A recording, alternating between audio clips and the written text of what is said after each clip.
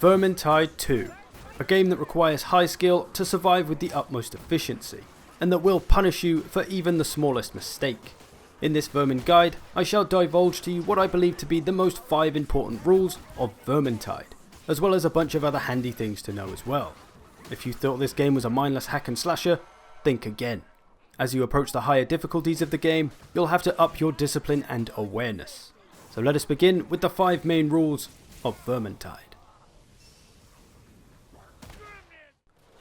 So, the first rule of Vermintide, avoid damage. It's quite a simple one and may seem quite obvious, but this should be of the utmost priority. Minimizing the amount of damage you take is going to allow your team better chances of success. You don't want to be that guy on the team that's using up all the health items because you tank out all your hits just for the sake of a few kills. There's plenty of ways to go about avoiding damage, and it's all about utilizing the right tool at the right moment. So, when faced with an enemy all up in our grill, what are our options for avoiding damage? Well, just good old movement is your first one. The more you move around, the harder you are to hit, obviously. The best choice for getting out of the way though is dodge. This can be your first choice option for avoiding damage, as it does have unlimited uses. Do be aware of your surroundings of course though. If you dodge backwards and there's nowhere to dodge, you're going to get yourself hit. Dodging left or right is of course the option in that situation. Do try to be aware of your surroundings as much as possible to avoid being pinned down. Your next option is of course, block. One of the best ways to avoid damage, although it is a finite resource in a short space of time. There's also block push, which can act as damage avoidance and crowd control. So it really just becomes a case of getting yourself in the habit of making use of these things when you're in melee. Pretty much all the time. If you're not using one of them, it's kind of going to waste. So be sure to keep yourself moving, dodge away from enemies, watch out for arms being pulled back of enemies about to swing their weapon at you. Might be time to block instead of dodge. Might be time to block push to create an opening to get a few quick kills before you dodge back out. It just takes a bit of practice to get yourself into the habit of using these things regularly and at the right time. Another useful simple little strategy is the old get in, get out. Move in, do your damage and then dodge back out before the enemy has a chance to even swing on you. So do learn to use all of this to help yourself avoid damage because it is probably the most important rule of the game. Now let me give you a little slow-mo demonstration of some of this in action. I see a little group of Skaven slaves coming up behind my team here. I'm going to move up to them, drop a couple of attacks to start with, and then dodge backwards, avoided an attack there, drop in another attack and dodge backwards again, avoided another hit, and then I'm going to opt to block this one because I don't think I'll be able to dodge out of the way in time, and a final swing to finish the last ones off. So I took no damage there. I could have just charged in and mashed my attack button and I would have taken them out quick and easy enough, but I would have taken 2 or 3 hits in the process, which is going to add up if it keeps happening, especially at higher difficulties. So it's really just minimizing that damage as much as you can. Of course, from time to time you're going to make a mistake, you're going to make a bad choice, and you will take a hit or two. It's really just about making sure that these don't happen too often so that you're not churning through health bars. But honestly, your biggest enemy in this game can actually be yourself. Resist the urge to go crazy and just mash the attack button and try to get as many kills as possible. Might I remind you, this is a co-op game. Despite the stat screen trying to kind of encourage you to get more kills than your teammates, it really doesn't matter who gets the most kills as long as everyone's alive at the end. Ideally, you shouldn't be sacrificing your health for the sake of a kill. Let someone else get the kill, it really doesn't matter. Sacrifice the kill to protect yourself. I get it, when there's a nice tasty group of Skaven slaves there just waiting to be smashed to pieces, it's very tempting to just dive in and go mental. You've got to try to resist that urge and play it smart. Also understand that crowd control is a very powerful tool. Push blocks, shield bashes, any other crowd control weapon, all very good for knocking the enemy on their ass. And when they're on the floor, they can't attack you, but you can attack them, so it's easy kills. Like these clowns here, I've knocked them all down, so I've created a nice opening to finish them all off without the danger of being hit. Crowd control is a big part of damage avoidance, not just for you, but for your entire team to help protect them. As an example here, there's about to be a horde incoming and my team are just coming up. I'm going to use this narrow passage here as a sort of choke point. I'm going to try and contain this horde at the top of the stairs using shield bashes so that they don't come down and surround my team. They can stay behind me and do most of the damage while I knock the enemies on the floor. It's a simple bit of crowd control and teamwork and prevents damage for everyone. Furthermore, I'm going to use my Iron Breaker ability to taunt all the nearby enemies to attack me, and use my infinite shield block to absorb all the hits. And now as most of the enemies are looking at me, my team can kill a bunch of them safely. So keep an eye out for good crowd control opportunities and make use of them well. And on a final note for rule number 1, avoiding damage in boss fights is one of the hardest times to avoid damage.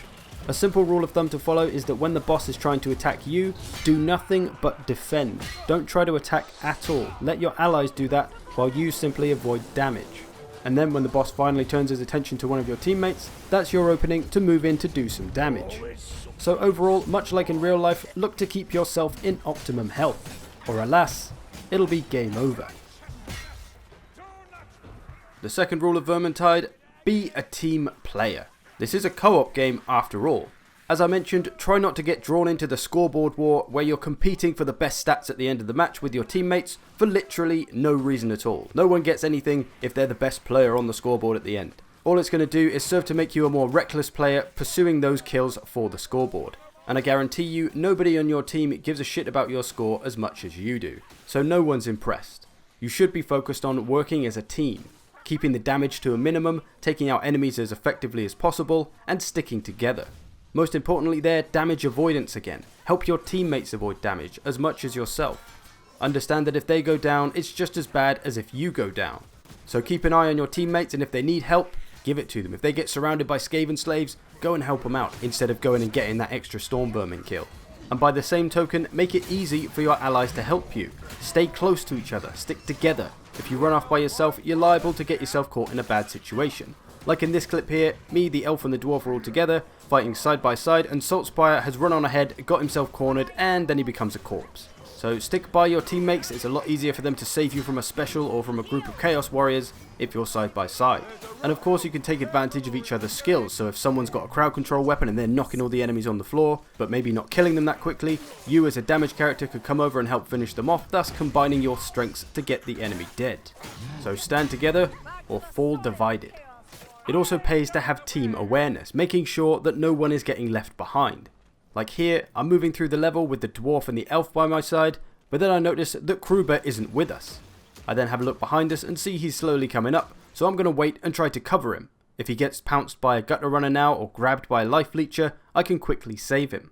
People fall behind for all kinds of reasons. They see an item they could quickly grab, they get attacked by a few enemies, they go AFK for a few seconds, whatever the reason, grouping up in 2 lots of 2 is better than a 3 and a 1. So keep an eye out for your teammates, make sure they don't fall behind, and if they do, go back and support them. This is especially important when we come to what we'll call insta-kill spots in each map. Places where once you drop down, you cannot get back up. So if 3 members of a team drop down one of these points and 1 player is left up top and they get grabbed by a packmaster, let's say, there's no way you can help them. They'll be dragged off to their death. So when you come to one of these points in the map, be sure to check where your team is. If there's someone left behind, just wait at the drop down for them. If they get grabbed, then you can go and save them. Like here, me and Kruber are waiting for the elf here, dwarf's already dropped down, a gutter runner comes along, which if all 3 of us were dropped down and the elf was up there by herself, she may have got grabbed by that, and that would be it for her. So basically, watch your team's backs. Now, let me tell you the story of the greedy elf and the caring dwarf. One day, Zerk and his team stumbled upon a nice wealth of healing potions. There were 3, and as you can see from the health bars, the dwarf and Kruber needed them most. But along comes the greedy elf, who little did we know is a motherfucker. He comes along with half health, not needing a potion at all, but he decides to consume one to refill his health, which is just wasteful of a potion first of all, and then takes a second one into his inventory, leaving only 1 potion for the 2 people who actually need it, Bardin and Gruber. And the dwarf, even though he reaches the potion first and could take it for himself, he just points it out to Kruber, because he knows he probably needs it more. This little story really exemplifies the 2 kinds of players in Vermintide. You can be the selfish prong who only thinks about himself, that will probably be the downfall of your team, or you can be the honourable champion who puts his teammates' well-being above his own. It's up to you which kind of player you want to be, but which team do you think is going to go further? One full of selfish prongs, or one full of selfless champs? So I stress again the importance of your teammates' health being as valuable as your own. If you find a healing item, have a look at the health bars and see who needs it most. Don't just mindlessly chug it down to refill your health bar. Teamwork is at the foundation of this game, so make sure you're on the team. Rule number 3. Know your weapon. There are many different kinds of weapon in Vermintide 2 with different roles to play within your group. Certain combinations of weapons from each player will contribute to the overall effectiveness of your party. This can determine how well prepared or under-equipped you are to deal with certain challenges the level may throw at you. For example, have you ever noticed that your team doesn't seem to do damage very quickly and takes forever to kill bosses? This is probably due to a lack of high damage. Have you ever noticed that your team struggles with heavily armoured units, storm vermin? This is probably due to a lack of armour-piercing weapons. Do you find your group gets overrun by crowds really easily? Probably due to a lack of crowd control. So, all weapons have different properties and strengths, and for your group to be best prepared for everything a game may throw at you, you'll need a mix of different kinds of weapons. You'll notice when you hover over any weapon, written in green is a bunch of characteristics. Fast attacks, high damage, armour-piercing, sniper, crowd control. These are the things to look at when choosing your weapon and deciding how you want to play.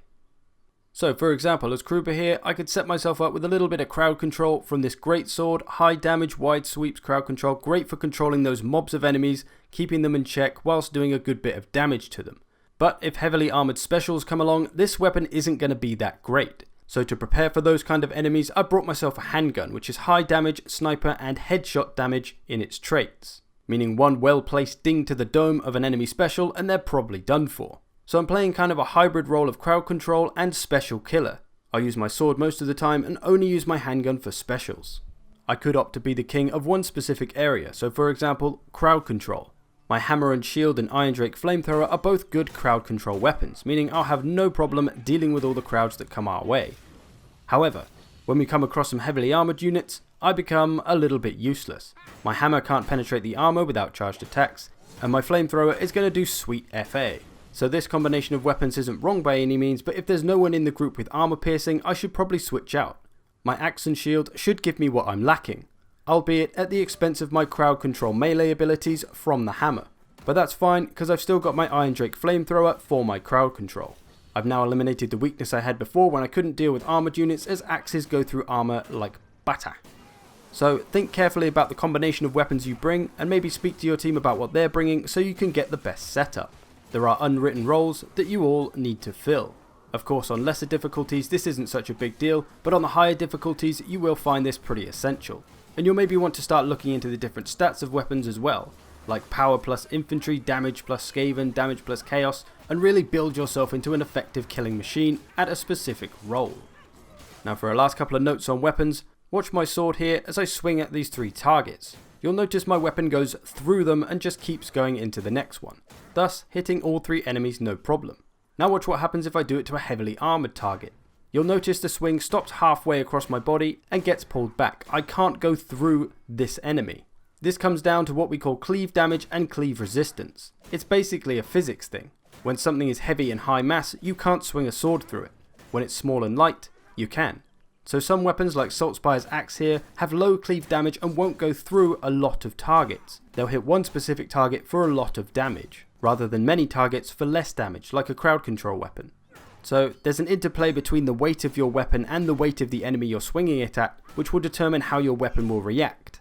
So what does this matter? Well, it doesn't greatly. It's more of a passive thing that I think is just good to be aware of so you know the limitations and capabilities of your weapon rather than wondering why the hell your axe stopped halfway through the swing when sometimes it goes through things. That's why. There's also another slightly hidden stat called stagger, which determines how likely you are to knock an enemy off balance and interrupt their attack with your weapon. As you might expect, bigger, heavier weapons cause more stagger than lighter ones. So this is just going to help us know how an enemy is going to react to our weapon. So, find some weapons you like and get to know them well. Consider whether they complement each other or complement your team. Poor combinations of weapons between characters can certainly make a run a lot harder than it needs to be. Rule number 4, don't waste resources. And by resources I mean healing items, potions and hell, even ammo. Let's start with the healing because that's the most important one.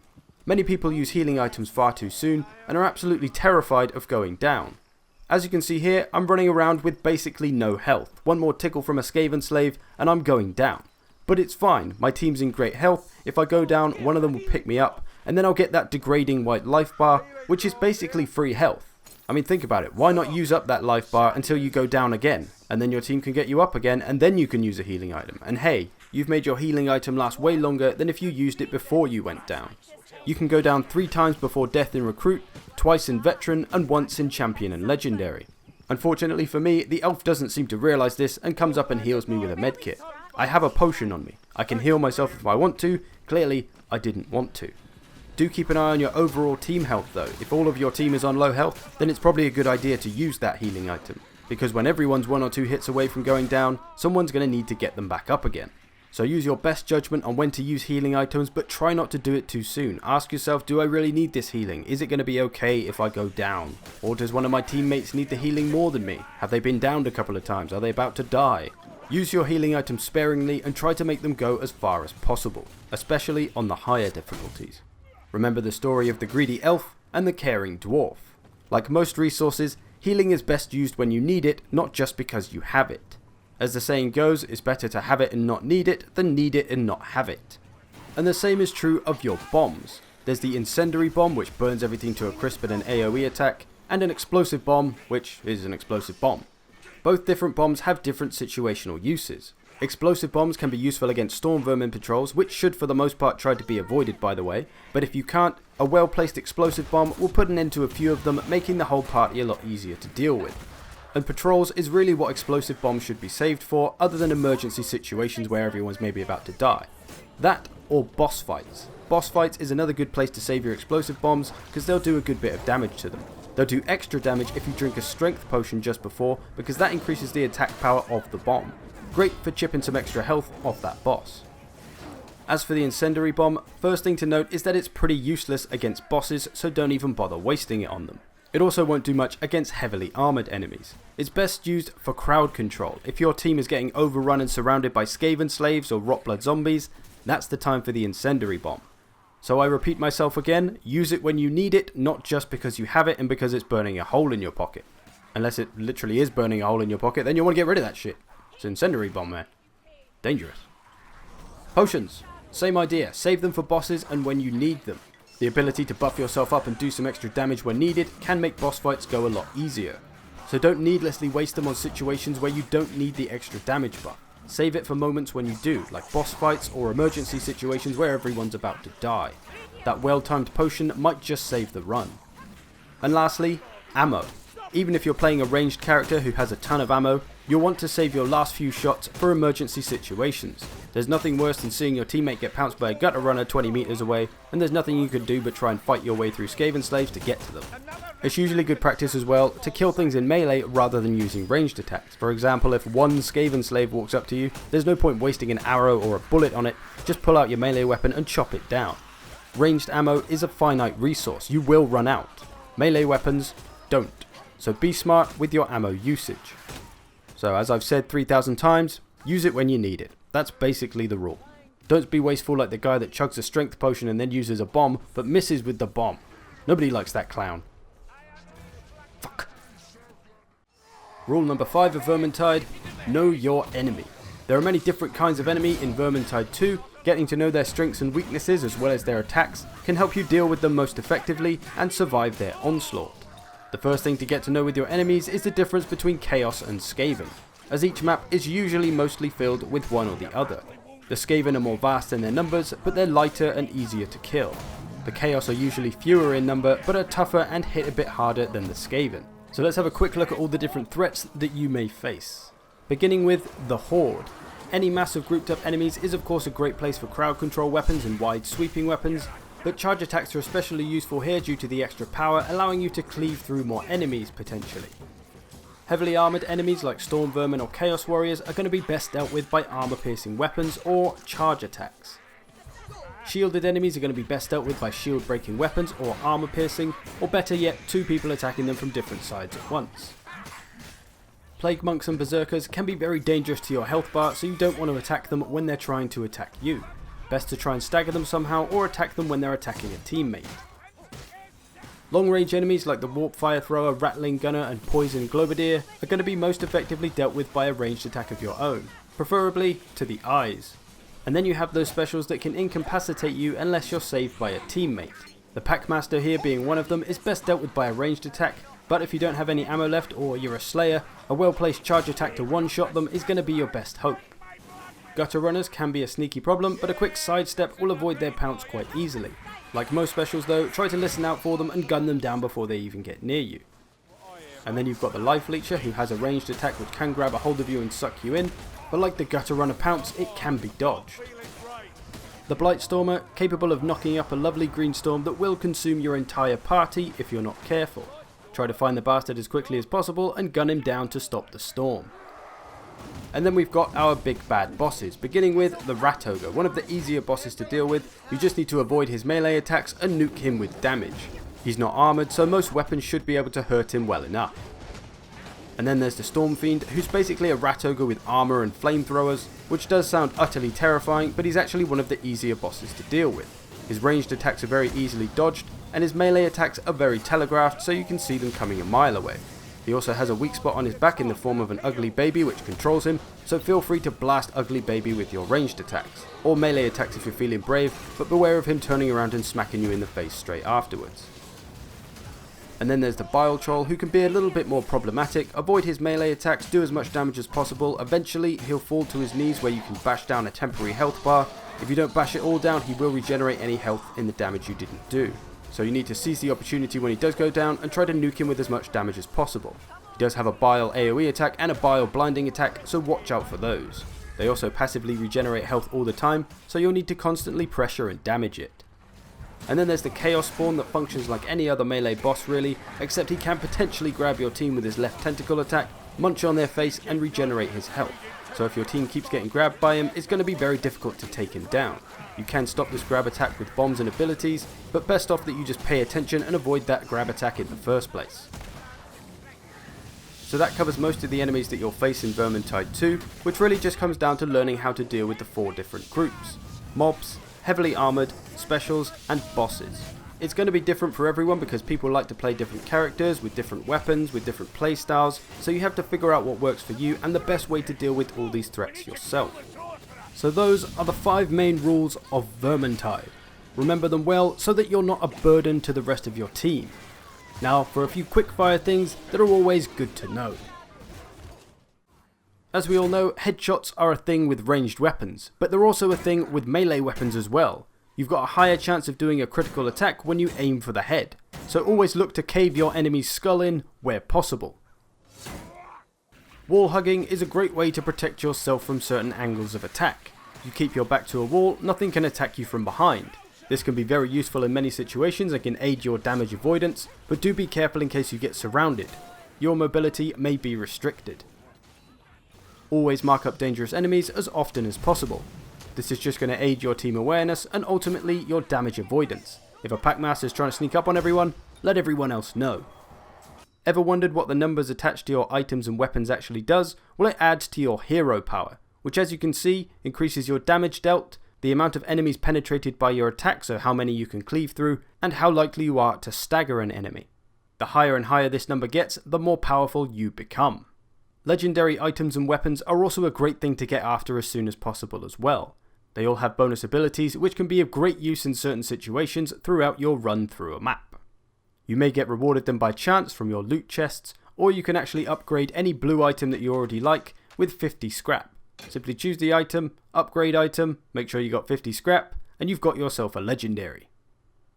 I've got another story for you now, this one about the troll and the witless dwarf. One day, Zerk and his team were making their way through some precarious ruins next to a massive drop. The dwarf seems to hang around next to massive drop to fight troll. Troll wins. The end. Environmental kills are real, so be careful around ledges when fighting bosses. Also, don't fight bosses in tiny spaces. I've seen teams try to fight a boss in a tiny room when they could fall back to a massive open space. And until it gets patched into the game as an automatic feature, holding block before you revive is very important. Your revive won't be interrupted and you won't take any damage. Speaking of blocking, it works in a 360-degree radius. Any hit you take from any direction will be blocked, but it will consume more stamina outside of your block angle. You can actually still block even when you've run out of stamina, but you run the risk of being staggered. And if you don't know what block and push angle is, when you look at the weapon card, you'll see on the right the stamina. Next to that is a circle with a blue segment. That segment is how wide your push and block angle is.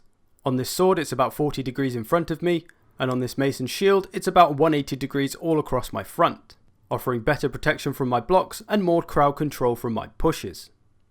Friendly fire is real on champion and legendary difficulty. Be careful with your ranged weapons, spells and bombs. They can all hurt your team. If you continue to hold your attack button after you do a block push, you can do a follow-up quick attack.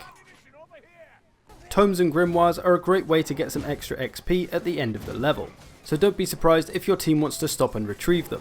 Tomes are carried in your medical item slot, while grimoires are carried in your potion slot. But beware the grimoire, they will take off a portion of your full health bar, making a run far more risky. So do think about the level that you're on and the condition that your team is in, and whether it's a good idea to take one, two, or none of them. When you hit your attack button a few times in a row, your certain weapon will do a combination. Sometimes though, some of those strikes aren't what you need, like the halberd here. The first strike is a wide sweep, then a stab, then an overhead. The last two aren't much good for crowd control. So what we can do is attack and then block to break the combo. We can then keep doing our crowd control sweep to better manage those Skaven slaves or whoever. So there you go, a guide for surviving Vermintide 2 and to help you be less of a burden to your team, because nobody likes the burden guy. I thank you for watching, I hope you've enjoyed this. I'll see you in the future.